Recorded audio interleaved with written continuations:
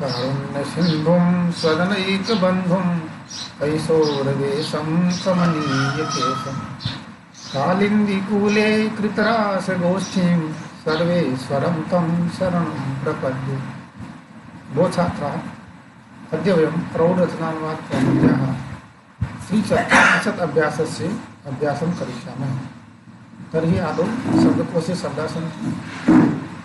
मृद्विका अत्र फलानां नामानि सन्ति। मृद्विका अंगूर, द्राक्षा अंगूर, सेवम सेब, आम्रम आम, जम्बू जामुन, कदलीफलम केला, नारंगमम नारंगी, संतरा, आम्रलम अमरूद, दाड़िमम अनार, जंबीरम नींबू, जंबीरकम कागजी नींबू, बीजपुर है बिजोरा, बिजोरा नींबू जिसमें बीज होते हैं पर मोटे, उधुम्बुरम गूल, करकंदू बेर, श्रीपर्णिका कायफल, अमृतफलम नाशपाती, क्षुमानी खुमानी, आलूकम आलू बुखारा, तूतम सहतूत, मातुलुंग मुसम्मी, क्षीरिका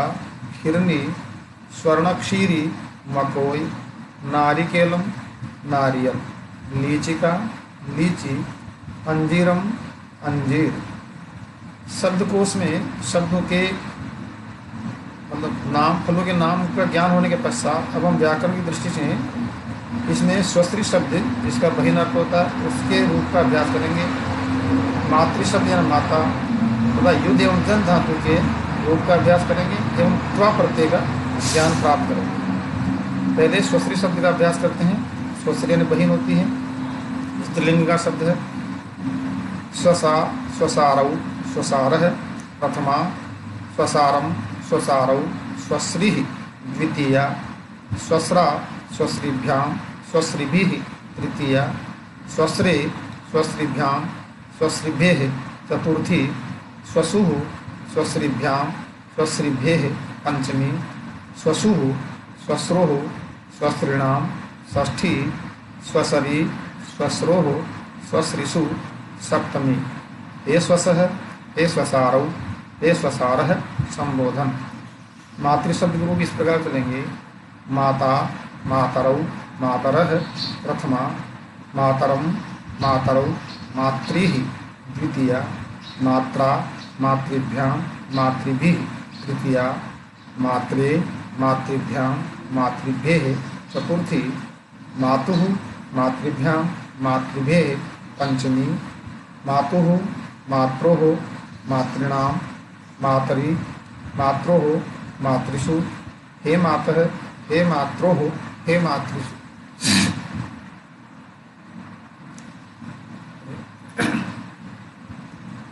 मातृ शब्द संबोधन में एक बार देखेंगे, हे मातः हे मातरौ हे मातरः। इसके पश्चात धातु में युद्ध धातु जिसका अर्थ लड़ना होता है और लट लकार आत्मनेपथ्य के रूप देखेंगे। युध्यते युध्येते युध्यन्ते प्रथम पुरुष, युध्यसे युध्येथे युध्यध्वे मध्यम पुरुष, युद्धे युद्धावहे युद्धामहे उत्तम पुरुष। इसी प्रकार से जन धातु इसका अर्थ उत्पन्न होना होता है, इसके लट लकार में आत्मनेपथ्य किस प्रकार रूप चलेंगे। जायते जायते जायन्ते प्रथम पुरुष, जायसे जायेथे जायध्वे मध्यम पुरुष, जाये जायावहे जायामहे उत्तम पुरुष। फिर युद्ध धातु लोट लकार में आज्ञा देने में रूप चलेंगे। युध्यताम युद्धेताम युध्यन्ताम प्रथम पुरुष, युद्धस्व युद्धेथाम युद्धध्वम मध्यम पुरुष, युद्धई युद्धावहे युद्धामहे उत्तम पुरुष। जन धातु में लोट लकार में जायताम जायेताम जायन्ताम प्रथम पुरुष, जायस्व जायेथाम जायध्वम मध्यम पुरुष, जायई जायावहे जायामहे उत्तम पुरुष। लंग लकार अनदितन भूत में युद्ध धातु में रूप चलेंगे। अयुध्यत अयुध्यताम अयुध्यंत प्रथम पुरुष, अयुध्यथाः अयुध्यथाम अयुध्यध्वम मध्यम पुरुष, अयुद्धे, अयुध्यावही, अयुध्यामही उत्तम पुरुष। इसी प्रकार जन धातु लंग लकार में रूप चलेंगे। अजायते, अजायताम, अजायंत प्रथम पुरुष। अजायथा, अजायथाम, अजायध्वम मध्यम पुरुष। अजाये, अजायावही, अजायामही उत्तम पुरुष। विधिलिंग चाहिए अर्थ में युद्ध धातु रूप चलेंगे। युद्धेत, युद्धेताम, युद्धेरन प्रथम पुरुष। युद्धेथा, युद्धयाथाम, युद्धेथम मध्यम पुरुष। युद्धेय, युद्धेवही, युद्धेमही उत्तम पुरुष। जन धातु विधिलिंग रूप चलेंगे। जायेत, जायेताम, जायेरन प्रथम पुरुष। जायेथा, जायेयाथाम, जायेथम मध्यम पुरुष। जायेय, जायेवही, जायेमही उत्तम पुरुष। युद्ध धातु नृट लकार भविष्य काल में रूप चलेंगे। योत्स्यते, योत्स्येते, योत्स्यन्ते प्रथम पुरुष। योत्स्यसे, योत्स्येथे, योत्स्यध्वे मध्यम पुरुष। योत्स्ये, योत्स्यावहे, योत्स्यामहे उत्तम पुरुष। जन धातु के दृढ़ लकार में रूप चलेंगे। जनिष्येते, जनिष्येते, जनिष्यन्ते प्रथम पुरुष। जनिष्येसे, जनिष्येथे, जनिष्यध्वे मध्यम पुरुष। जनिष्ये, जनिष्यावहे, जनिष्यामहे उत्तम पुरुष। फिर लुट लकार अनादिगण भविष्य में युद्ध धातु के रूप चलेंगे। योद्धा, योद्धारौ, योद्धारः प्रथम पुरुष। योद्धासी, योद्धास्थः, योद्धास्थः मध्यम पुरुष। योद्धास्मि, योद्धास्वः, योद्धास्मः उत्तम पुरुष। इसी प्रकार लुट लकार अनादिगण भविष्य में जन धातु के रूप चलेंगे। जनिता, जनितारौ, जनितारः प्रथम पुरुष। जनितासी, जनितास्थः, जनितास्थः मध्यम पुरुष।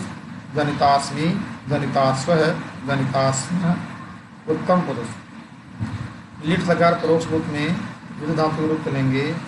युयुधे, युयुधाते, युयुधिरे प्रथम पुरुष। युयुधिसे, युयुधाथे, युयुधिध्वे मध्यम पुरुष। युयुधे, युयुधिवहे, युयुधिमहे उत्तम पुरुष। जन धातु के लिट लकार रूप चलेंगे। यज्ञे, यज्ञाते, यज्ञिरे प्रथम पुरुष। यज्ञिषे, यज्ञाथे, यज्ञिध्वे मध्यम पुरुष। यज्ञे, यज्ञिवहे, यज्ञिमहे उत्तम पुरुष। लुंग लकार सामान्य भूतकाल के लिए युद्ध धातु के रूप चलेंगे। अयुद्ध, अयुत्साताम, अयुत्सत प्रथम पुरुष। अयुद्धाः, अयुत्साथाम, अयुद्धम मध्यम पुरुष। अयुधिषि, अयुत्स्वयि, अयुत्स्महि उत्तम पुरुष। लंग लकार जन धातु रूप चलेंगे। अजनी, अजनिष्ठ, इसमें दो प्रकार से चलेंगे। प्रथम पुरुष एक में अजनी और अजनिष्ठ दो रूप बनेंगे। फिर प्रथम एक वचन में, द्विवचन में अजनिषाताम और बहुवचन में अजनिषत।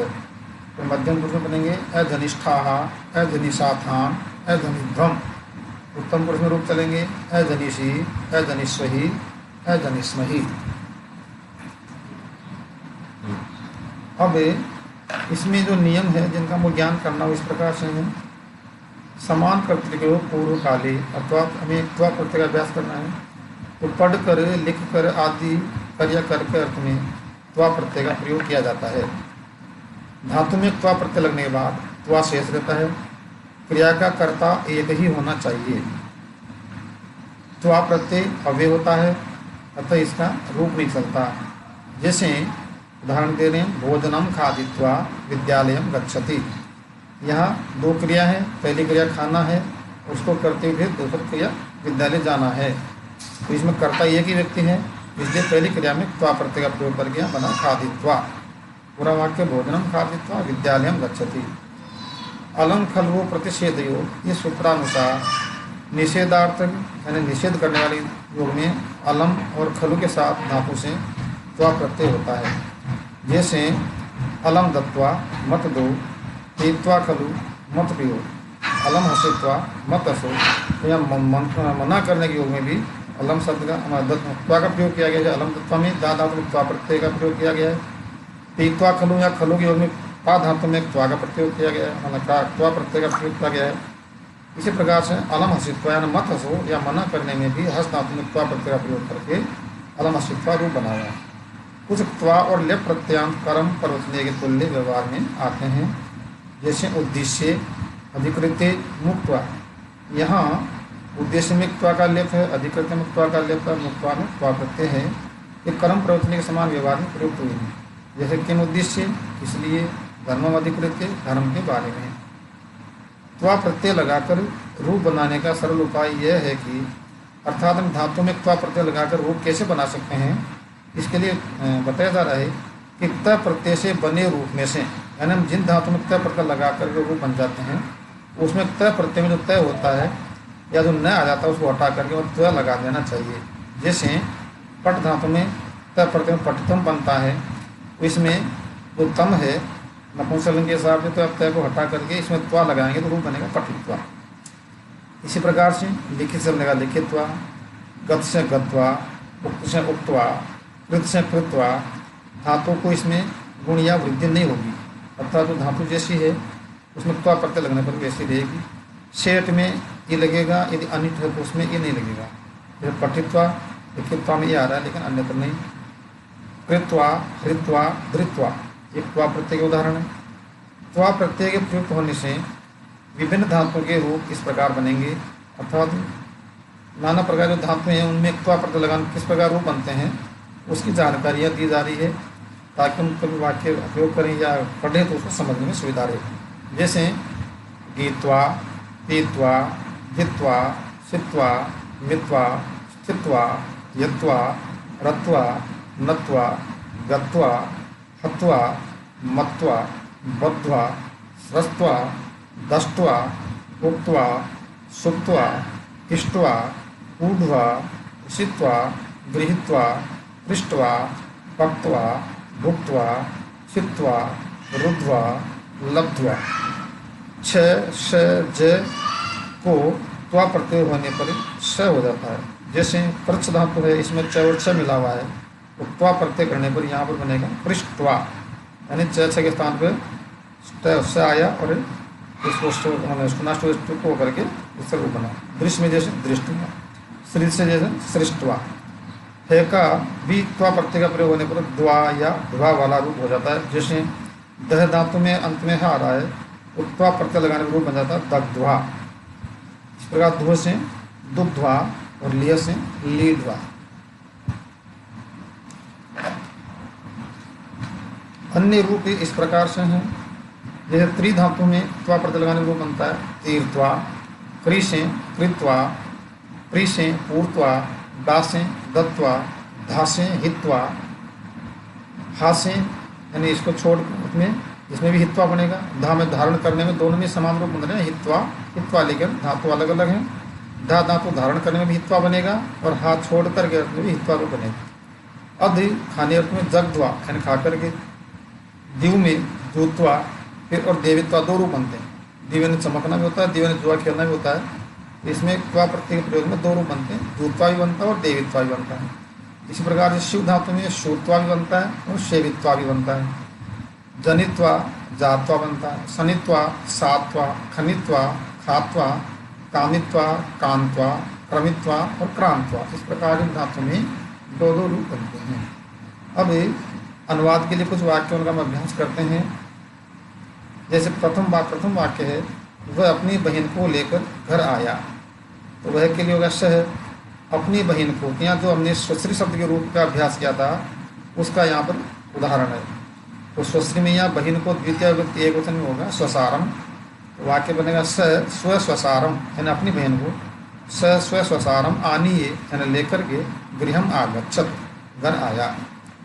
द्वितीय वाक्य है, माता गौरव में सौ पिताओं से भी बढ़कर होती है। या जो मातृ शब्द के रूप दोहराए थे उसका यहाँ प्रयोग किया जा रहा है। यहाँ प्रथमा विभक्ति एक वचन में ही प्रयोग किया है, माता का माता ही रूप आ रहा है। तो उदाहरण का मतलब अनुवाद का वाक्य बनेगा, पितृणाम सतम माता गौरवेणातिरिच्यते, यानी पितृणाम अर्थात सौ पिताओं से भी, और सतम यानी सौ पिता और माता गौरवेण अपने गौरव से अतिरिक्त बढ़ करके होती है। तो मातृ शब्द का जो है प्रथमा विभक्ति एक वचन का यहाँ प्रयोग हुआ है। पूरा वाक्य बनेगा पितृणाम शतम माता गौरवेणाति रुच्यते। तृतीय वाक्य है पुत्र को पुत्र भले ही हो जाए पर माता को माता नहीं होती। अनुवाद होगा कुपुत्रो जायेत माता को माता नैव होती। कुपुत्रो जायेत है ना, पुत्र कुपुत्र हो सकता है लेकिन माता को माता नैव होती। तो यहाँ पर भी मातृ शब्द प्रथमा विभक्ति एकवचन का प्रयोग किया गया है। चतुर्थ वाक्य है बहू की ननद से नहीं पटती है पर देवरानी से अच्छी पटती है। तो यहाँ बहु शब्द का रूप आया वधु और नंद को ननांद्री कहते हैं। तृतीय विभक्ति एक वचन होगा ननांद्रा। तो वधुर ननांद्रा न संगच्छते, ये ग्रंथकार ने लिखा, इसमें शब्दों को संकेत दिया कि इसका प्रयोग करना है। तो वधु ननांद्रा न संगच्छते अर्थात वधु यानी बहू की ननद से संगति नहीं बैठती, आपस में पटरी नहीं बैठती। परम यात्रा संजानीते, या यात्रा जो शब्द है यात्री शब्द देवरानी के लिए, उसकी तृतीय विभक्ति एक वचन का रूप है। तो परम यानी परंतु, यात्रा यानी यात्री से, यात्रा यानी देवरानी से, और समजानीते यानी उससे अच्छी पटती है। यहाँ संगच्छते और संजानित दोनों जो क्रियापद हैं ग्रंथकार संकेत सामान्य अनुवाद में प्रयोग किए हैं। पूरे वाक्य का होगा वधुर ननांद्रा न संगच्छते परम यात्रा संजानीते। पंचम वाक्य है मैं मौसी और बुआ के घर गया था। तो यहाँ स्वश्री शब्द का प्रयोग करके मातृ और पितृ शब्द को पहले जोड़ना है। मातृ स्वसा से मौसी हो जाती है, पितृ स्वसा से बुआ बनता है। तो मैं, हम, मौसी और बुआ के घर षष्ठी का प्रयोग कर रहे हैं। तो मातृ स्वसु पितृ स्वसुश्च गृहम गतवान, इस प्रकार वाक्य बनेगा। गतवान में तवत प्रत्यय का प्रयोग किया गया है। मातृ स्वसु यानी माता की बहन जो है मौसी के, और पितृ स्वसुश्च यानी पिता की सही मतलब बहन यानी बुआ जी के। षष्ठी विभक्ति एक वचन का प्रयोग यहाँ पर है, दोनों में अलग अलग। अहम मातृ स्वसु पितृ स्वसुश्च गृहम गतवान।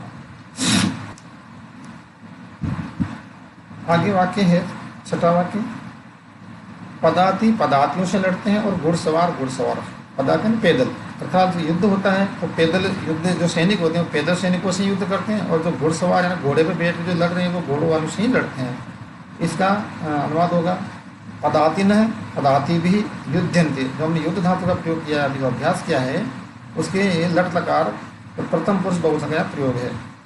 तो पदातिन है पदाति भी युद्धन्ते साधिनश्च साधि भी, यानी घुड़सवार के शब्द है साधिन, इसमें बहुवचन का बनेगा साधिन है और तृतीया के बहुवचन में साधि भी।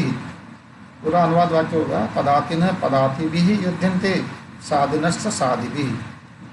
सप्तम वाक्य में ब्रह्मा से प्रजा उत्पन्न होती है।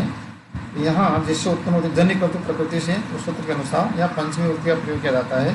ब्रह्मा से प्रजा उत्पन्न हो रही है तो ब्रह्मा में पंचमी विभक्ति का प्रयोग होगा। और जन धातु का भी हमने जो अभ्यास किया था जायन्ते, ये भी लट लकार जन धातु के प्रथम पुरुष के लट मतलब प्रथम पुरुष से लट लकार बहुवचन का यहाँ प्रयोग है। प्रउपसर्ग लग गया है तो वाक्य बन रहा ब्राह्मण है प्रजा प्रजायन्ते।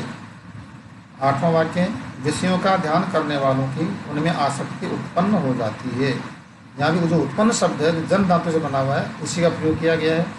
और वैसे ये गीता के भगवान श्री कृष्ण उपदेश जो श्लोक है उसका ये अंश है। तो ध्यायतो विषयान पुंसः संगस तेषु जायते, अर्थात विषयों का ध्यान करते हुए और संगस तेषु जायते, उनमें संग है ना आसक्ति। तो तेषु यानी उन्हें जिन विषयों का ध्यान करता है तो पुरुष की उनमें आसक्ति उत्पन्न हो जाती है। तो इसलिए यहाँ उपजायते, यहाँ जन धातु उपसर्ग लगा हुआ है। यहाँ दीर्घ संधि भी संग है तेषु सप्तमी बहुवचन तेषु में उप की मात्रा छोटी होती है। उपजायते में दीर्घ संधि होकर के तेषु जायते, संगस तेषु में यहाँ विसर्ग संधि भी। तो पूरा वाक्य बन रहा ध्यायतो विषयान पुंसः, यानी विषयों का ध्यान करते पुरुष के तेषु संग उपजायते, उनमें संग उत्पन्न हो जाता है। लेकिन इस तरह पूरा श्लोक का मतलब पंक्ति, इसी की दूसरी पंक्ति आप अगले वाक्य में हो रही है आसक्ति से काम और काम से क्रोध उत्पन्न होता है। अर्थात विषयों का ध्यान करते हुए व्यक्ति में जब कामासक्ति बढ़ती है, आसक्ति बढ़ जाती है, उनमें आसक्ति होती है, तो उसका परिणाम ही होता है कि आसक्ति होने पर उसमें काम जागृत होता है, काम की उत्पत्ति होती है। और जब उसमें काम उत्पन्न होता है तो उसमें क्रोध की उत्पत्ति होती है। इसलिए अगला वाक्य है उसकी पंक्ति इस प्रकार से अनुवाद कर रहे हैं कि संगात संजायते काम है कामात क्रोधो भी जायते। यहाँ भी जन धातु का प्रयोग है, पहले में समुपसर्ग है और दूसरे में जो है अभी उपसर्ग है, अभी जायते और संजायते। संगात संजायते काम, यानी संग से काम उत्पन्न होता है, और कामात क्रोध हो भी जाए, मतलब काम से, यानी जब काम व्यक्ति में उत्पन्न होगा उससे क्रोध उत्पन्न होगा।